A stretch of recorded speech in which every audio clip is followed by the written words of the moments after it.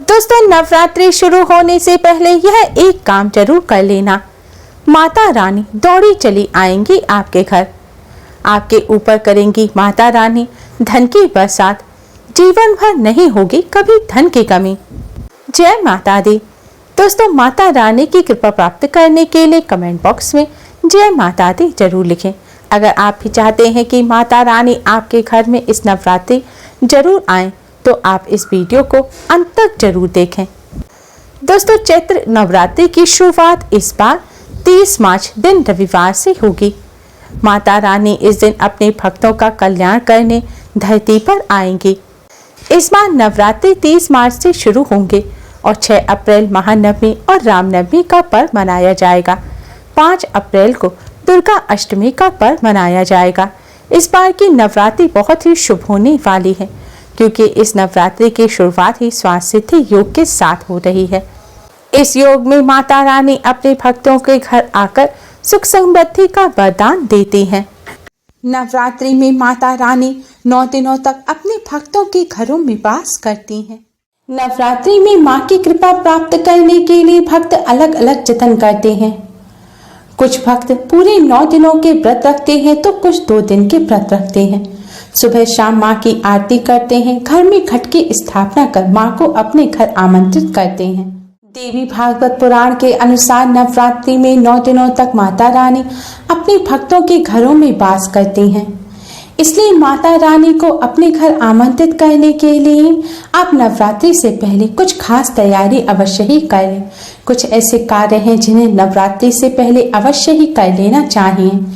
ऐसा करने से नवरात्रि व्रत और पूजन का पूर्ण फल तो प्राप्त होता ही है, साथ ही माता रानी का भी घर में आगमन होता है। माता रानी की असीम कृपा प्राप्त होती है और घर में सुख समृद्धि बनी रहती है। दोस्तों, माता रानी की कृपा प्राप्त करने के लिए कमेंट बॉक्स में जय माता दी जरूर लिखें। दोस्तों, सनातन धर्म में किसी भी पर्व से पहले घर की साफ सफाई की जाती है। इसी तरह नवरात्रि शुरू होने से पहले ही आप अपने पूरे घर की साफ सफाई अच्छे प्रकार से कर लें। मान्यता है कि माता रानी उसी जगह वास करती हैं जहां पर साफ सफाई होती है। जो जगह, जो घर शुद्ध नहीं होता, जहां साफ सफाई नहीं होती, वहां पर माता रानी कभी नहीं आती। इसलिए अगर आप चाहते हैं कि माता रानी इस नवरात्रि आपके घर में अवश्य आए और आपको आपके व्रत और पूजन का पूर्ण फल प्राप्त हो, तो इसलिए नवरात्रि शुरू होने से पहले ही आप अपने घर की साफ सफाई अच्छे प्रकार से कर लें। घर के मंदिर को पूरी तरह से साफ करें। मंदिर के आसपास भी सफाई करें। आपके घर में किसी भी प्रकार का जाला, मकड़ी का जाला नहीं होना चाहिए। फटे पुराने जूते, चप्पल या कबाड़ा है उसे तुरंत घर से बाहर निकाल दें और मां के स्वागत के लिए अपने घर को साफ सुथरा रखें। दोस्तों, हम सभी के मंदिर में माता रानी की तस्वीर या प्रतिमा अवश्य ही होती है और हम सभी उनका पूजन करते हैं। लेकिन नवरात्रि के दौरान माता रानी को मंदिर में नहीं बल्कि अलग से चौकी बिछाकर उस पर बिठाना चाहिए और माता रानी का कलश भी चौकी पर ही स्थापित करना चाहिए। इसलिए माता रानी की चौकी स्थापित करने के लिए अपने घर के मंदिर के पास ही उत्तर पूर्व कोने में ईशान कोण में आप अच्छी तरह साफ सफाई करें और चौकी के लिए जगह बनाएं और एक लकड़ी का पट्टा यानी कि एक चौकी और लाल रंग के कपड़े का इंतजाम पहले से ही कर लें, क्योंकि माता रानी की कलश और चौकी पर जो लाल रंग का कपड़ा बिछाया जाता है वह कोरा होना चाहिए। इसलिए मार्केट से पहले ही कोरा लाल रंग का कपड़ा खरीद कर रख लें। कोरा कपड़ा यानी कि वह कपड़ा जो पहले इस्तेमाल ना किया गया हो। नवरात्रि में माता रानी को श्रृंगार के सामान अवश्य चढ़ाने चाहिए। श्रृंगार के सामान जरूरी नहीं है कि आप इसे किसी को बाद में दें। आप चाहें तो नवरात्रि पूर्ण होने के बाद माता रानी के प्रसाद स्वरूप इस श्रृंगार के सामान को खुद भी इस्तेमाल कर सकती हैं। इसलिए नवरात्रि में नवरात्रि के प्रथम दिन या फिर नवरात्रि की महाअष्टमी के दिन आप माता रानी को श्रृंगार का सामान अवश्य ही अर्पित करें। इसलिए माता रानी को श्रृंगार का सामान अर्पित करने के लिए पहले से ही सारा श्रृंगार का सामान आप इकट्ठा कर लें। अधिकतर लोग ऐसी क्रीम, काजल वगैरह माता रानी को अर्पित कर देते हैं जिनका वह बाद में इस्तेमाल नहीं कर सकते। लेकिन आप ऐसी गलती ना करें। आप जो क्रीम, काजल वगैरह खुद इस्तेमाल करती हैं, वही नई चीज लेकर आप माता रानी को अर्पित करें, जिससे प्रसाद स्वरूप आप बाद में उसे भी इस्तेमाल कर सकें। नवरात्रि में माता रानी को नए वस्त्र अवश्य ही अर्पित करने चाहिए। आपके घर में माता रानी की प्रतिमा है तो आप माता रानी के नए वस्त्र और चुनरी पहले से ही घर ले आएं। अगर तस्वीर है तो आप तस्वीर पर भी लाल रंग की चुनरी अवश्य उड़ाएं। वैसे हो सके तो आप पूरे 9 दिन अलग अलग चुनरी और वस्त्र पहना सकते हैं, लेकिन पूरे 9 दिनों के लिए अलग अलग नए वस्त्र आप ना ला सके तो कम से कम आप एक चुनरी लाल रंग की अवश्य लेकर आएं, जिसे नवरात्रि के पहले दिन ही आप माँ को उड़ाकर फिर माँ का पूजन शुरू करें और अपने व्रत प्रारंभ करें। अगर हो सके तो एक नई चुनरी माँ को महाअष्टमी के दिन भी अवश्य पहनाएं, क्योंकि महाअष्टमी के दिन माता रानी का विशेष रूप से श्रृंगार किया जाता है।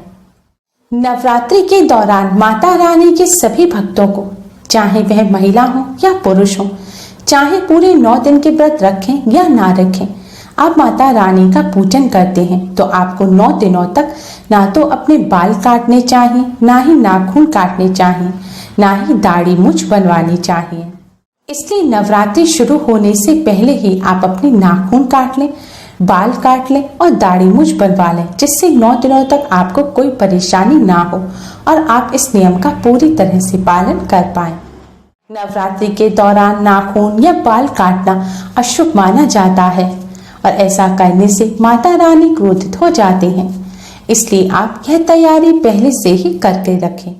नवरात्रि के 9 दिनों तक माता रानी के सभी भक्तों को शुभ रंग के वस्त्र पहनने चाहिए।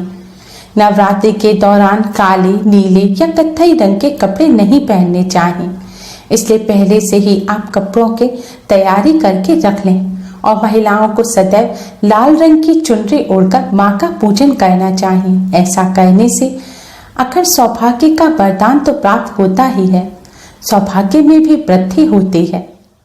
नवरात्रि में प्रातः काल के समय गाय के गोबर के उपले को सुलगाकर उस पर लौंग कपूर चढ़ाकर शक्कर बताशा चढ़ाकर माँ का पूजन किया जाता है और गाय के उपले आजकल आसानी से नहीं मिलते, इसलिए नवरात्रि शुरू होने से पहले ही आप गाय के उपले का भी इंतजाम कर लें, जिससे आप माता रानी का पूर्ण विधि विधान से पूजन कर सकें और आपको माता रानी की कृपा प्राप्त हो।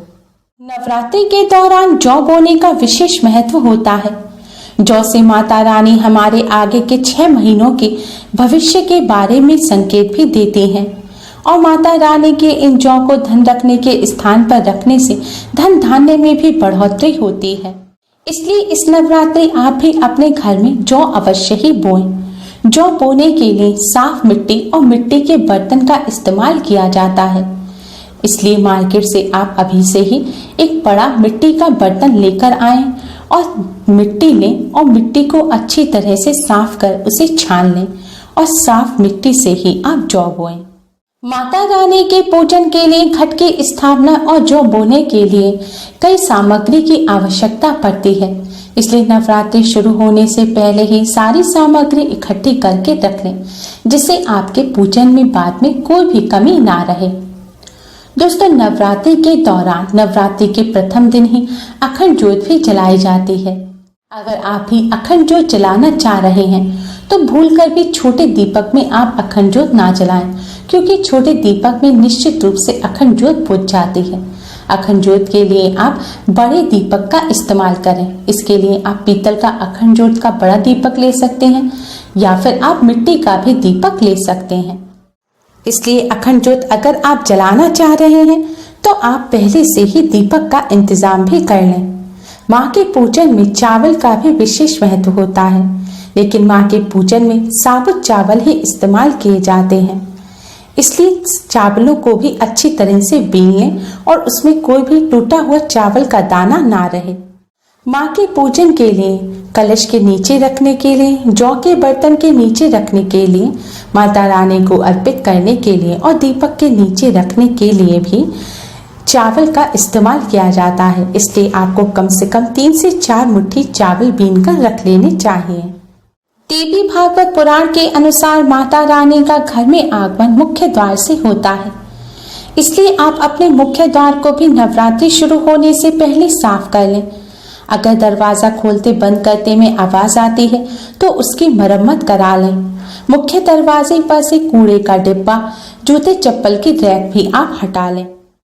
मुख्य दरवाजे को अच्छी तरह से साफ करें और मुख्य दरवाजे पर माता रानी के स्वागत के लिए स्वास्तिक के चिन्ह भी अवश्य बनाएं। ऐसा करने से माता रानी का अवश्य ही घर में आगमन होता है। माता रानी के स्वागत के लिए अपने मंदिर पर भी अच्छी तरह से लाइट वगैरह लगा दें। मंदिर में अंधेरा नहीं होना चाहिए। नवरात्रि में माता रानी का मंदिर दीपावली की तरह जगमगाता रहना चाहिए। दोस्तों, नवरात्रि जल्द ही शुरू होने जा रहे हैं, इसलिए माँ के स्वागत के लिए पहले से ही यह सारी तैयारी आप करके रख लें, जिससे आपको नवरात्रि व्रत और पूजन का पूर्ण फल प्राप्त हो सके और माता रानी का घर में आगमन हो। उम्मीद है आपको हमारी ये वीडियो पसंद आई होगी। प्लीज लाइक करें, हमारी इस वीडियो को अपने फ्रेंड्स और रिश्तेदारों में ज्यादा से ज्यादा शेयर करें, जिससे वह भी इसका लाभ उठा सके। हमारी और भी वीडियोस के लिए हमारे चैनल को सब्सक्राइब करना ना भूलें। Thanks for watching. Radhe Radhe.